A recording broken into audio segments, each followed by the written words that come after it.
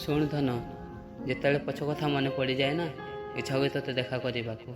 ଆଉ ବି ହଁ, ଇଚ୍ଛା ହୁଏ ତୋ ହାତ ଧରି ଜୋରସେ କାନ୍ଦିବାକୁ। ହେଲେ ତୁ ଯେମିତି ମୋ ସହିତ କରିଛୁ ନା, ମୁଁ ନିଜକୁ ଭାଙ୍ଗି ପଡ଼ିଛି। ଯେତେବେଳେ ତୁ ଅନଲାଇନ୍ରେ ଥାଉ, ମୋ ସହିତ ମେସେଜ୍ କରୁ, ମୁଁ ଯେତେବେଳେ କୁହେ ଆଉ ଟିକେ କଥା ହେବି, ତୁ କ'ଣ କହୁ? ଆଜି କଥା ହେଇପାରିବିନି, ନିଦ ଲାଗୁଛି। ଆଉ ତୁ ଗୁଡ଼୍ ନାଇଟ୍ କହି ରଖିଦେଉ।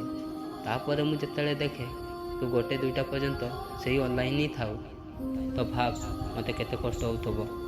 ମୋ ଜାଗାରେ ରହି ଯଦି ଭାବିଥାନ୍ତୁ ନା, ତ ବୁଝିପାରିଥାନ୍ତୁ ତୋ କଷ୍ଟଟା କ'ଣ। ତୁ ତ ଆଉ କାହା ସହିତ ବିଜି, ତୁ କ'ଣ ଭାବିବୁ? ତୁ ତ ଖୁସି ନା, ତୁ ଆଉ କାହା ସହିତ କଥା ହେଉଛୁ।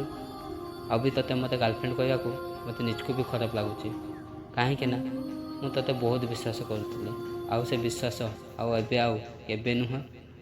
ଯାହା ମୋତେ ମିଛ କହିକି କନ୍ଦେଇଛୁ ନା, ଆଉ ଜୀବନରେ କେବେ ସେ ଭୁଲ ମୁଁ କରିବିନି। ତ ସେ ମିଠା ମିଠା କଥା ଶୁଣି ମୁଁ ପାଗଳ ହେଇଥିଲି।